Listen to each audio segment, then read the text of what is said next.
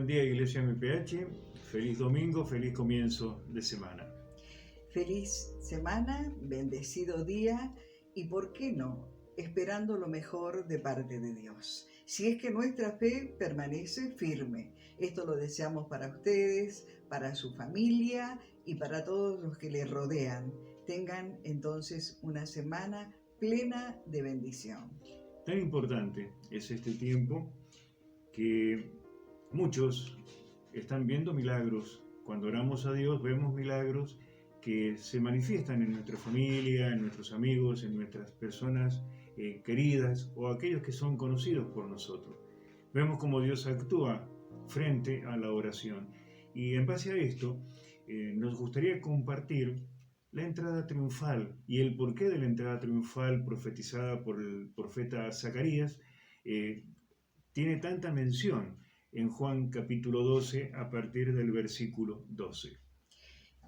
Nosotros tenemos que rever en este tiempo no solamente esa fe puesta en el Jesús de los milagros, el Señor de los milagros, al cual oramos y pedimos y hacemos bien en hacerlo, sino aquel que nos revela su perfecta voluntad. Y esto vamos a ver a través de este pasaje que quizás lo hemos leído muchas veces, pero vamos a buscar un poquito más adentro qué nos quiere decir el Señor como discípulos y como creyentes. Por eso hablaba de los milagros.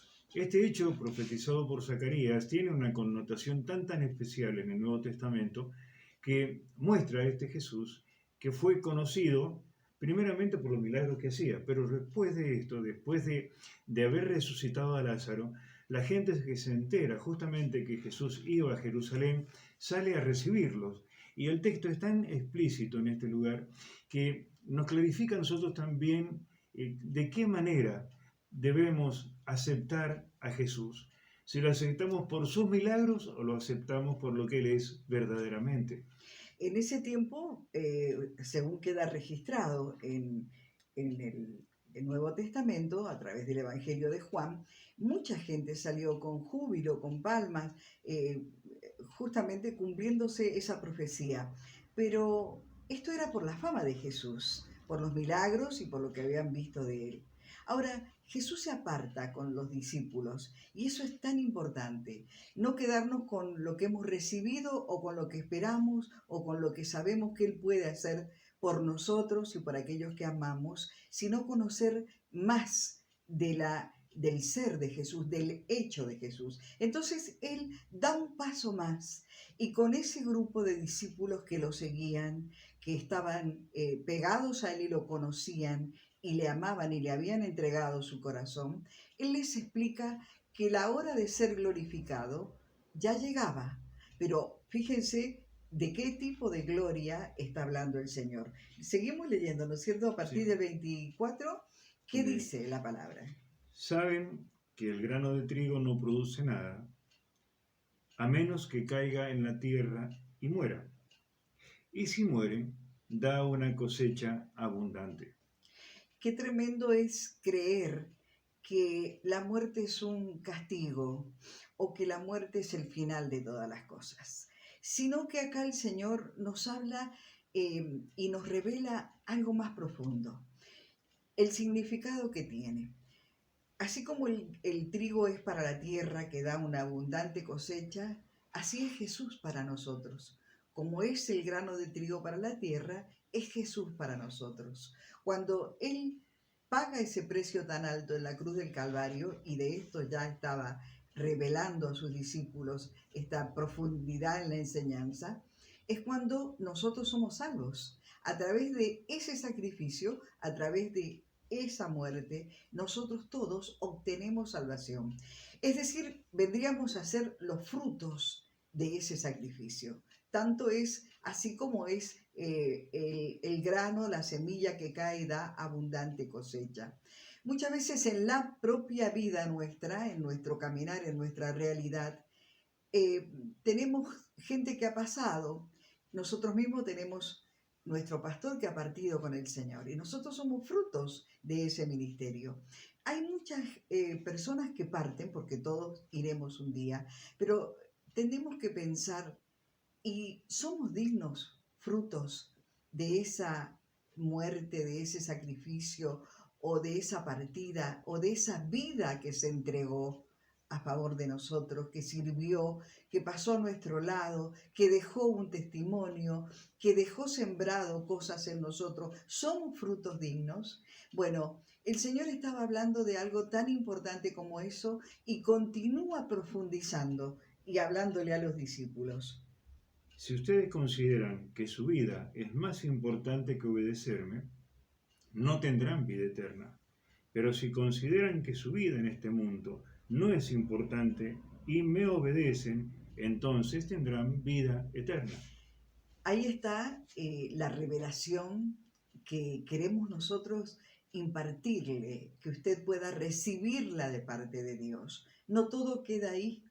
La promesa mayor no está en los milagros que recibimos en esta tierra, que podemos orar, pedirlos y recibirlos, pero hay algo mayor, hay algo superior y esto es la vida eterna con Él. Esa es la gran promesa que todos debemos seguirle los que creemos. Por eso es que dice, si ustedes creyeran que su vida aquí, lo que ustedes piensan, la formación que tienen, la experiencia que tienen, el placer del cual disfrutan los amigos, aquellas cosas o posesiones que creen propias, como pueden ser los hijos, los nietos, la casa, el auto, el proyecto, el viaje, las cosas que gustamos, las cosas que miramos, las cosas que tocamos, aquellas cosas de los sentidos, ¿creen que es más importante que obedecerme? Explica el Señor, entonces no tendrán vida eterna. Pero aquel que entiende que todas esas cosas son menos o no alcanzan a ser superior a obedecerme, seguirme y obedecerme, entonces aquel que cree que todas estas cosas se pueden perder para ganar la vida eterna, estos la ganarán. Es decir, para hacerlo más simple, si nosotros ponemos la mira en todo lo que tenemos aquí, en todo lo que guardamos celosamente, o nos afanamos en cuanto a nuestros trabajos, nuestras labores, nuestra actividad, o aquellos que somos mayores, en decir, bueno, todo esto he logrado, todo esto ha sido mi vida, todo esto he aprendido, como dijo un poeta, vida nada te debo, vida nada me debe, estamos en paz, estamos equivocados, porque hay algo superior que debemos alcanzar. Y esta es la vida eterna. Esto explicaba el Señor a sus discípulos. Es decir, la clave está en seguirle y obedecerle. Me hace meditar todo esto también, de la forma en que nos acercamos a Jesús. Si solamente nos acercamos por los milagros o la fama que se crean alrededor de esto, y buscamos a Jesús justamente por eso, no nos alcanza, evidentemente, para llegar a esa vida eterna que Dios nos promete. Pero si nos acercamos a Jesús, porque el milagro es el llamado a atención, por decirlo de alguna manera, y ese milagro me tiene que hacer poner la vista, me tiene que llevar a poner la vista en ese Jesús. Pero lo importante no sería tanto el milagro, sino conocer quién es Jesús y a qué vino el Señor. Y Él nos muestra que a través de lo que Él sembró, su vida en favor de nosotros es la que nos rescata y paga el precio de nuestro apartamiento de parte de Dios o de Dios por problemas con el pecado, por estar en pecado y por aquellas cosas que como Adán, no tuvimos en cuenta y no le dimos la gloria a aquel que hizo todas las cosas. Realmente no tiene comparación. Mi vida, su vida, la vida de cualquiera de nosotros, mejor o peor, llena de frutos o de bendiciones o de éxito, comparada con la vida eterna. Así que el paso siguiente es obedecerle y seguirle al Señor. De hecho, alguien decía, y hemos aprendido muchos de nosotros, que el mayor milagro para el hombre, el superior, el hiper milagro, el mega milagro, es justamente nuestra salvación eterna. Que hayamos creído, lo sigamos al Señor y obtengamos esa vida eterna que existe y que el Señor ha preparado para los que le aman. Existe también la posibilidad de no aceptarlo y tener una vida eterna, pero sin Él, sin Dios. y esto sería la perdición, el perder nuestras almas. Tan importante es esto que Juan escribe en su Evangelio, como también en las cortas cartas, digamos, de primera, segunda y tercera de Juan, que él muestra y nos enseña o trata de explicarnos para que entendamos quién es Jesús. No es cualquier persona, sino que es el Hijo unigénito de Dios, que vino a esta tierra con el propósito de salvarnos. Él dijo en alguna oportunidad, mirando en el dolor, la angustia: Padre, si es posible que pase de mí esta copa, pero no se haga lo que yo quiero, sino lo que tú quieres. Eso es lo que yo quiero hacer. Y acá está el obedecer. Alguien dijo que un discípulo de Cristo es aquel que escucha todo lo que Cristo dice y hace todo lo que Cristo manda. Se resume la vida del discípulo en esta expresión. ¿Por qué? Porque acá, como dice, que si ustedes me conocen a mí, deben ser obedientes a lo que yo digo. Ahora, ¿estoy en esa condición? ¿Soy obediente a lo que dice la palabra de Dios o lo que dice Jesús a través de la Biblia? ¿Soy obediente para alcanzar esa vida eterna que Él me promete? Yo creo que debemos luchar y tener también la expectativa que tenía Pablo. Él dice: todo lo tengo por basura. No quiero conocer o tener más en cuenta estas cosas, que si bien podemos lograrla y no es malo lograr metas en la vida, pero la más importante meta no es sino conocer y aceptar el gobierno de Jesús en nuestras vidas.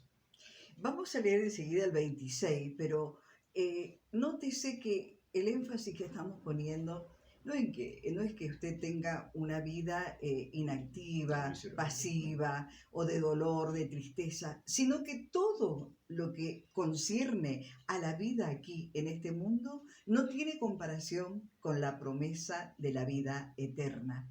Es decir, seguirle y obedecerle para llegar a esa meta. El versículo 26... También es muy importante y hace como un cierre a las expresiones anteriores vertidas por Jesús. Dice: si alguno de ustedes quiere servirme, tiene que obedecerme. Donde yo esté, ahí también estarán los que me sirven, y mi Padre los premiará. Es palabra de Dios. No es una expectativa que ponga una religión o que se nos ocurra en esta hora a nosotros, donde decimos que las señales están cada vez más evidentes de la venida del Señor. Amamos tanto, y no se compara nunca al amor de Dios, pero amamos tanto a la gente, a los que nos rodea, a la familia, a los amigos, a los conocidos, a nuestro prójimo, que no podemos callar esta verdad. Por eso esta verdad en esta mañana la compartimos de esta manera, como conversando con usted. No es coercitivo, es una invitación. Es una invitación primeramente a conocerle. La fama, quizás usted conoce la fama de Jesús, haber oído cosas o tal vez haber tenido la experiencia maravillosa de obtener un milagro, de haber sido respondida una oración. Pero si no ha sido así, hay un paso más, y es conocerle y seguirle. Es seguirle y obedecerle, porque la promesa, la verdadera expectativa, la verdadera meta, la meta final, la corona que se nos ha preparado, la corona del triunfo, es la vida eterna.